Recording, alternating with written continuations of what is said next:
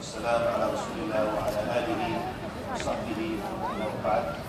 So alhamdulillah, I'm going to start with a different approach, different style, just the normal standing at the podium. That's very beneficial, benefit a lot. We can change it up a bit, do a different style. And I think one of the objectives here tonight, us starting as well, is to prove that there actually is two Abdurrahims, and we're both not Abdurrahim Green. And he's not Yusuf Estes. Huh? I think several times since he went to Doha, people were very happy to see him. And they said, MashaAllah, here's Yusuf Estes. And he's, MashaAllah, a little younger than Sheikh Yusuf. About 20 years younger, but still, I think he looks like him. And every time I travel somewhere, people see me and say, MashaAllah, MashaAllah, Green. So we're here tonight to show that there's two of us, and that we are different, not the same one, alhamdulillah. Brothers in Islam with the same name, alhamdulillah. As we start tonight, we're talking about the time which was before the Prophethood. And I want to mention, before I turn over to Sheikh Abdul, two important principles. And that is, first of all, what Imam Malik rahimahullah ta'ala used to say, talking about rectifying and fixing the affairs of this ummah. Because we always see now people working through, how can we be better as Muslims? How can we be better as an ummah? Imam Malik rahimahullah ta'ala, he made it very clear that the end of this ummah will never be rectified until they follow that which the beginning of this ummah follows. And we look at the Sahaba and the early Muslims and how they used to focus on the Seerah of Rasulullah sallallahu alayhi wa sallam. Ali ibn Hussein radiallahu anhu, he said that we used to learn the maghazi, or the battles, the Seerah of Rasulullah sallallahu alayhi wa sallam, like we learn the surah of the Quran. They would learn the Seerah of Rasulullah sallallahu alayhi wa sallam like they would learn the surah from the Quran, focusing on it. Abdul ibn Abbas radiallahu anhuma, who was from the greatest scholars of tafsir, he said he would focus and make specified time during his lessons to his students to teach them the Seerah of Rasulullah sallallahu alayhi wa sallam. And even, he said, sometimes he would get involved in speaking in depth in the Seerah, and he would speak to us for the entire night just about the Seerah of Rasulullah sallallahu alayhi wa sallam. And Ismail ibn Muhammad ibn Sa'd ibn Abi Waqqas radiallahu anhu, he said that my father used to teach us the Seerah, the maghazi, the battles of Rasulullah sallallahu alayhi wa sallam, and he would repeat it time and time again. And he would say that this is the history of your forefathers, so do not lose it. And Imam al-Zuhri used to say that in the knowledge of the maghazi, the battles and the Seerah of Rasulullah sallallahu alayhi wa sallam, is the knowledge of the dunya and the akhirah. Mentioning this, what we hope to gain from these lectures here tonight is not just to come and give you information that perhaps a lot of you already have. But what we hope to gain from this conference is that we revive reading the Seerah of our beloved Prophet sallallahu alaihi wasallam in our household and in our lives, but we read it in a different fashion. We read it in a way, as the brother was mentioning earlier, we read it in a way when we look at our lives. How is this relevant to the days we are living in? How do I benefit from this? How can I look at my life and look at what happened in the Seerah of Rasulullah sallallahu alayhi wa sallam and the Seerah of the Sahaba radiallahu anhum, and benefit from this and implement this in my life? This is what we want to revive here tonight. Not just to give information, because a lot of times we read the Seerah just for ma'lumat, to gather information, to know about the history, to know information, and to get some barakah, some blessings. But we need to see how can we act upon it. How can it affect our lives? How is it relevant to the days we're living in? And that brings us to the importance of the issue of studying history. Absolutely. Jazakallah khair, first of all, I want to say a big congratulations to the daughter of our sponsor, Razia Minari Anud, who mashallah graduated today or yesterday, alhamdulillah, and very interesting, she was studying political science, which involves a lot of reading about history. It's actually very, very important that we study this subject. And it's not for the reason of learning the dates of battles and the names of kings, and a lot of history tends to be like these dates and these names and that's not really what's important. History is very important because it's how we learn lessons for our own behavior. And there's a famous saying that goes that people who do not learn from the mistakes of their past are doomed to repeat them in the future. So one of the reasons we learn history is because history has lessons for us. History teaches us the story of human success and the story of human failure. And that's why you find many of the books of Seerah, they talk about the state of the world before the coming of the Prophet ﷺ. And one of the things that you find, brothers and sisters, is that history really does repeat itself. Because within the history of humanity is manifest or made known the sunnah of Allah subhanahu wa ta'ala. So one of the things that we find repeating itself again and again, and as Sheikh Abdul was saying, it's so relevant for us today. This is what is important. And both of us are going to be talking about that. Why is it so relevant for us today? So I just want to dwell very briefly upon the state of the world before the time of the Prophet ﷺ. And it's actually summarized by a hadith which is found in Sahih Muslim.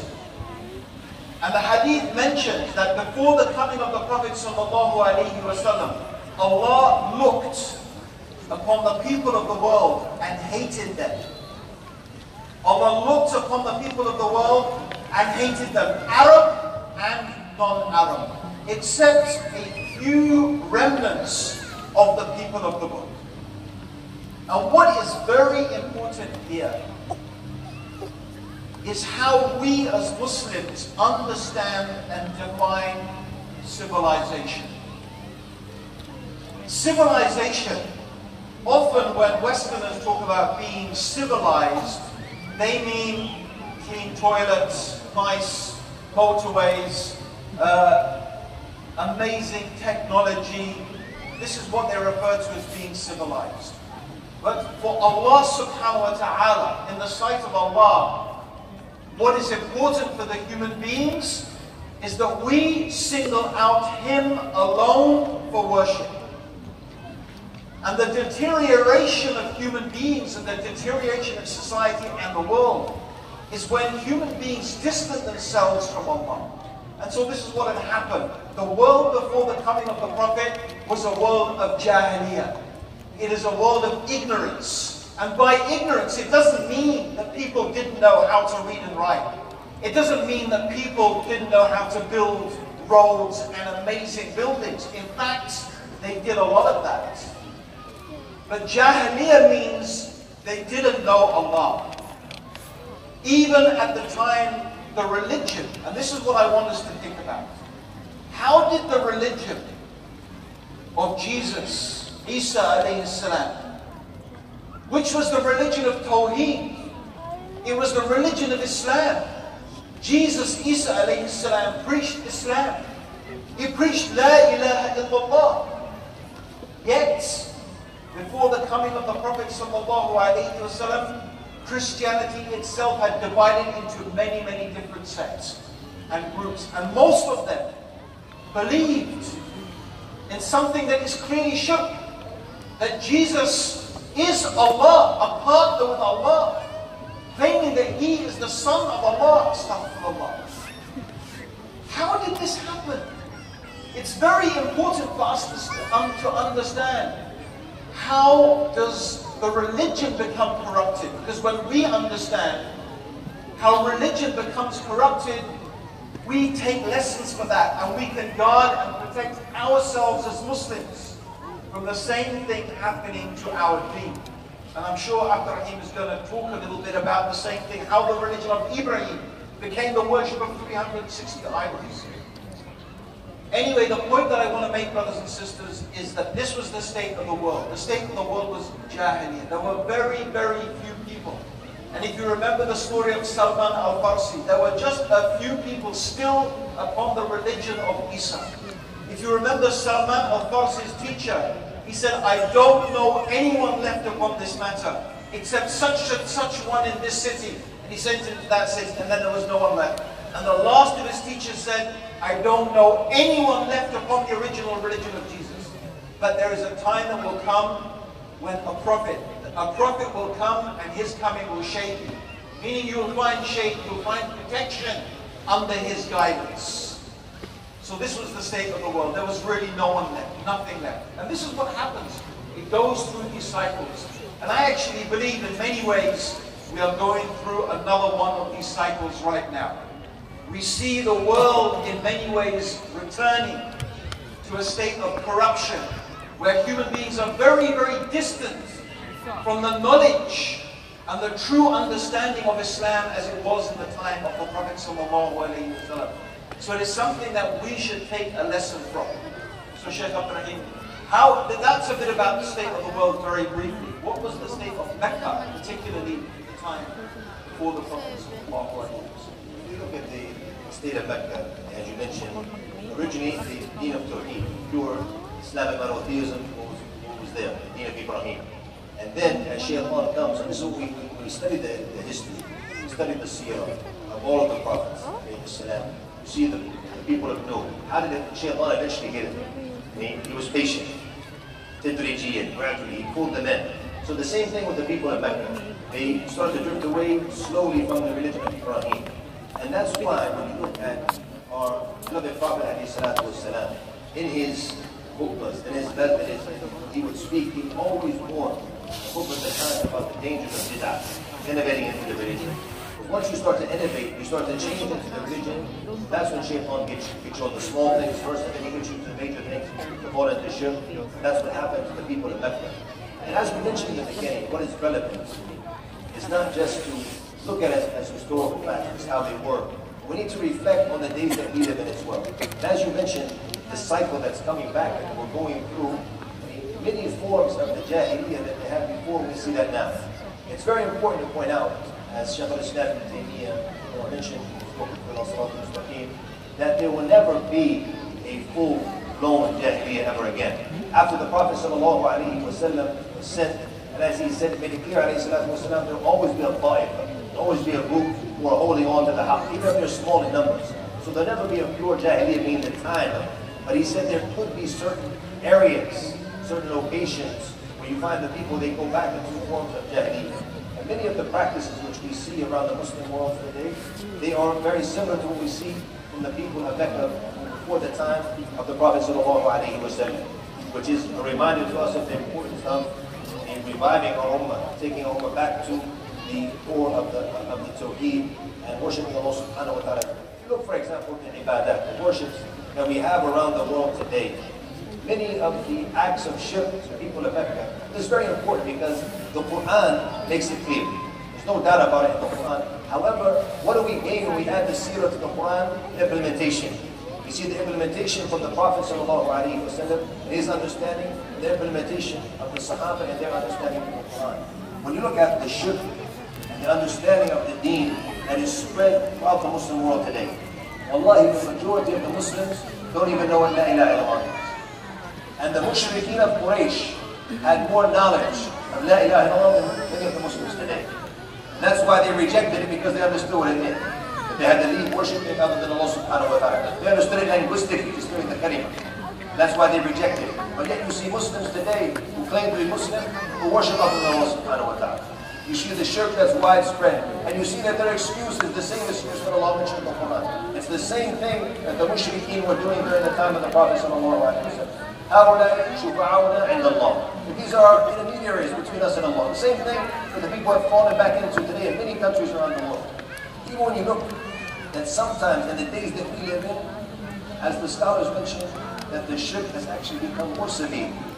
Because the mushrikeen of Quraysh, as Allah made it clear in the Quran, that they would only make dua to Allah subhanahu wa ta'ala when at the time of ease. But at the time of difficulty, they would automatically return to who? To Allah subhanahu wa ta'ala. Because they knew He was the creator. He's the only one who could provide help and assistance to them. But the people of today who have fallen into shirk, you'll find that they even turn to other than Allah subhanahu wa ta'ala, even at the time of difficulty. So mushrikeen of Quraysh were better than them.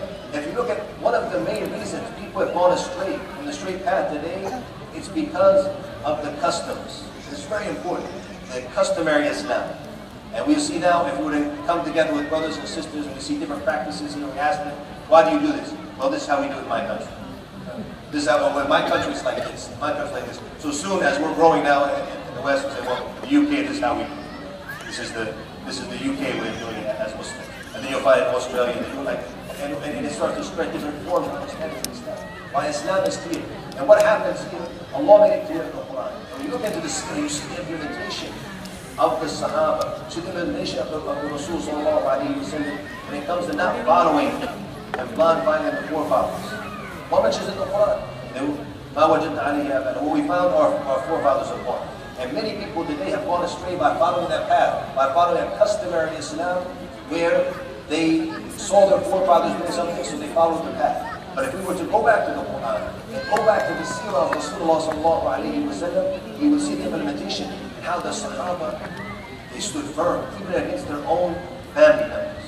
And you see the beautiful story of Sa'd ibn Abi Waqqas, when he showed us the most important thing to us as Muslims is what? La ilaha illallah. It doesn't matter about the issue of my family, what people will say, always concerned what others are going to say. What are people going to say about me if I practice my deen? The Arabs, by the way, this is an important story, if you look at it. So Sa'd ibn Abi Waqqas with his mother.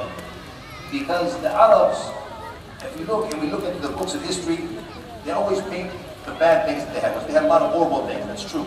But they had good qualities as well. Some of the family ties they had, being generous to their guests, some of the manners and laws they had, some of these things were actually very good.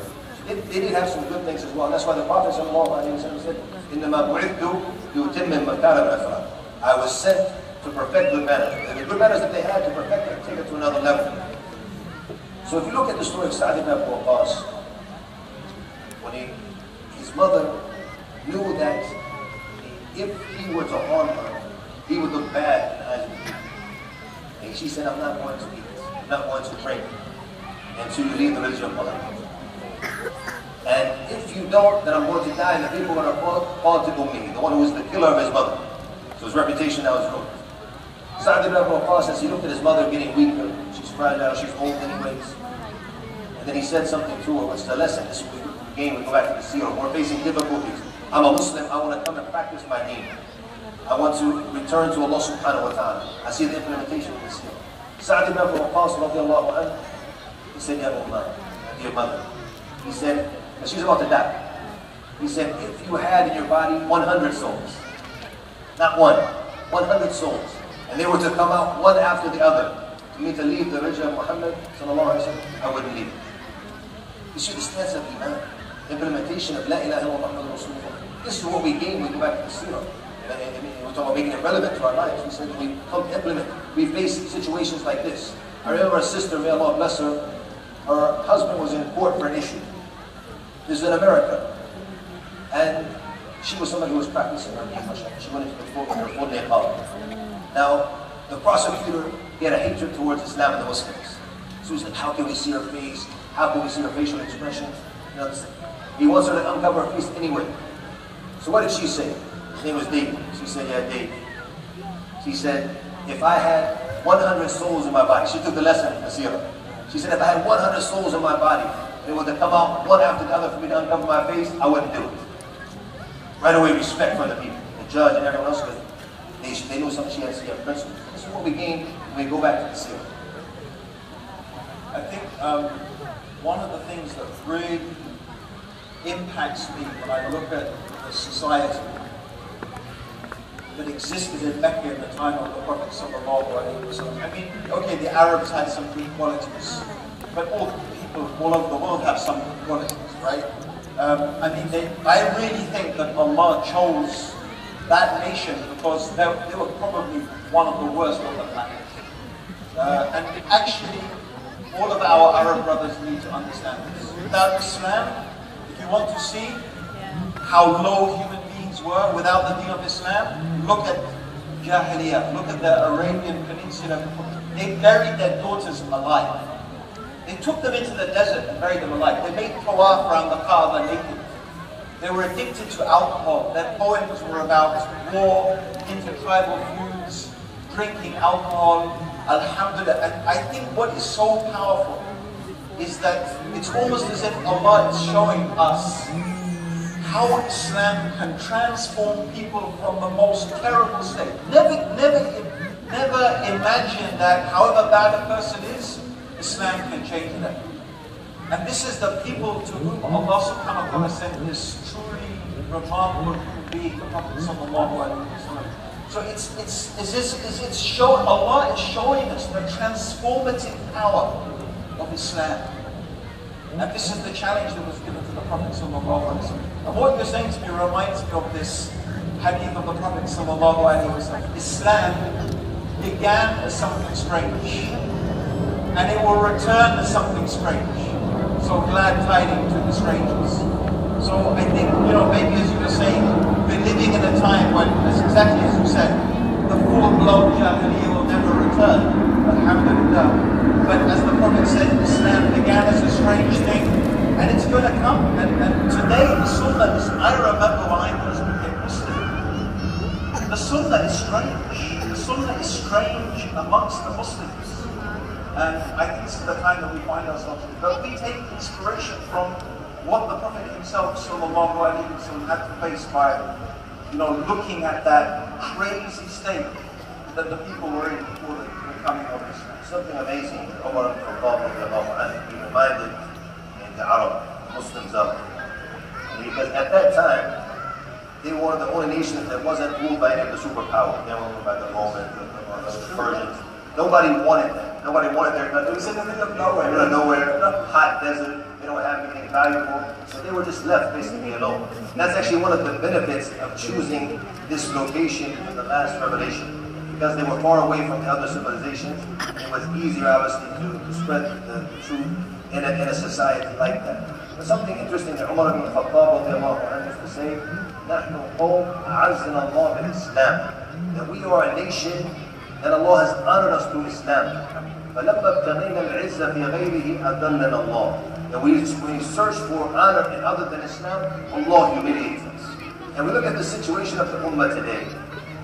And we look at the situation of the Ummah before. Whenever the Ummah had majd, honor, glory, you see was what they were holding firm to the deen. In all aspects. We're talking about the aspects of the deen and aspects of the dunya, the worldly affairs as well. When the Muslims excel, properly excel. Because once again, issue of civilization. What is civilization?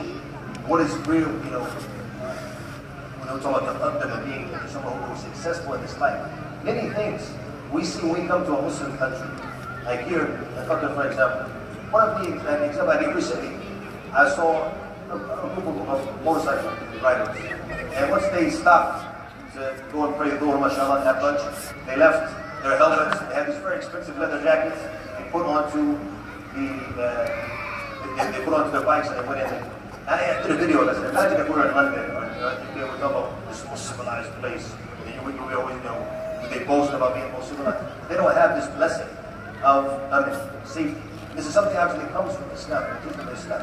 So alhamdulillah, we have to go back and look into the Seerah and we look at the situation to make it relevant. This is what we want to gain from tonight, from this, is to go back and when we actually benefit from our Islam, benefit from the Seerah, it's not like something we say we're going to gather tonight, we're going to read about the Seerah of the Prophet. It's making it active, what it's implementing, and making him the Qudwa.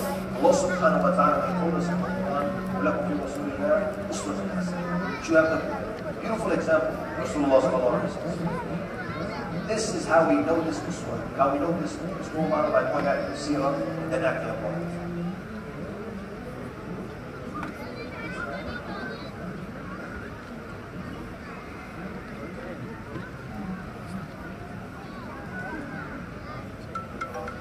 We have to stop because if it's always a thing, if you give someone like us a microphone, you can go into a budget. So we know how to tell if there's another speaker, we don't have any time in front of us. Good. So we can continue, you can sit down. So we'll hear from the two sheikhs tomorrow, and they'll be covering off the Prophet ﷺ's emigration to Medina, the actual hijrah. Jazakallah khair, thank you very much, that was most